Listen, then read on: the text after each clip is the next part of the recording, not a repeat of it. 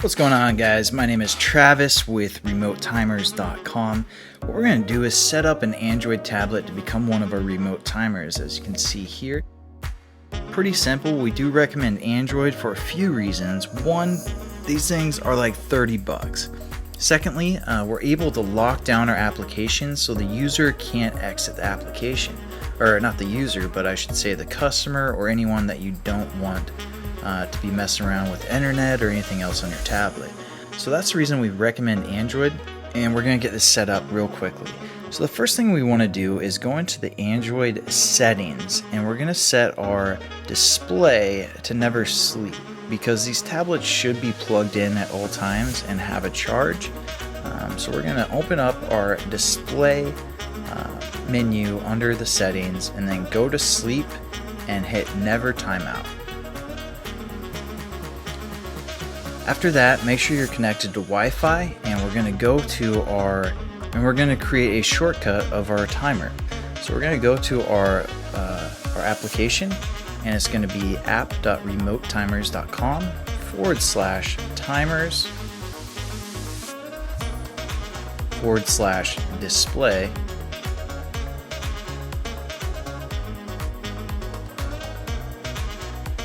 / ID of your timer. So when you're logged into your hub, under the left-hand column, it'll show you your IDs of your timer, and so you just go to the ID that you want, and we're going to go to ID 4 and hit enter. Also, if this URL does not work, you can click on your ID to go to the appropriate page, and that's the URL that you're going to want to copy into your browser on your tablet. Once that happens, we're going to create a shortcut by clicking the three dots here and go to add to home screen. And I'm just going to label this as timers lane 3. Once the shortcut's created, we want to allow our browser to access full screen mode. So we're going to hit these three dots. Again, this is in Google Chrome, and go down to your settings page. And under the advanced settings, you can go to site settings. And under site settings, there should be a full screen option. Once you click that, make sure it is allowed by hitting the checkbox so it's allowed.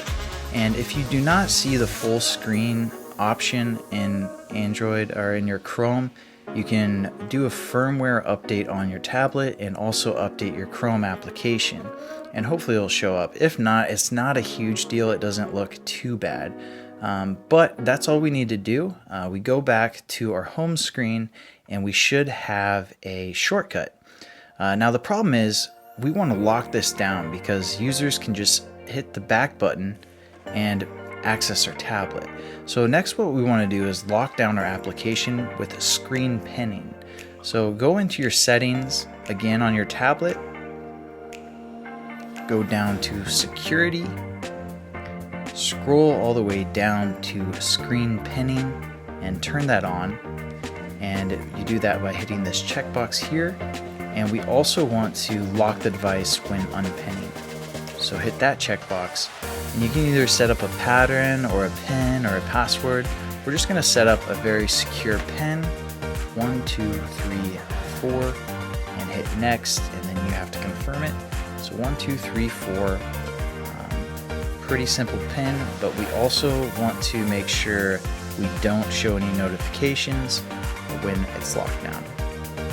Just hit done, and now our device can lock down applications when they're running. So if we hit the square button,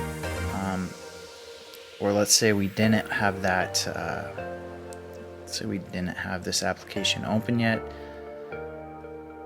open your shortcut, and now all we have to do is hit the square button, and you should see this little pen here down in the bottom right corner.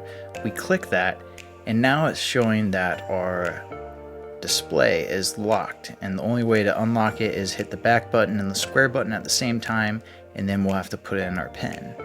So now our application's locked down. The user can't basically do anything besides control the volume. To exit the application, again, we just have to touch both of those, and then we can scroll up and put our pen in. So that's how you exit the application, and that's how you set up your timer. So thanks again for watching, and I hope you guys enjoy our software and our product. And if you have any recommendations or improvements or bugs that we need to fix, we'd love to hear them.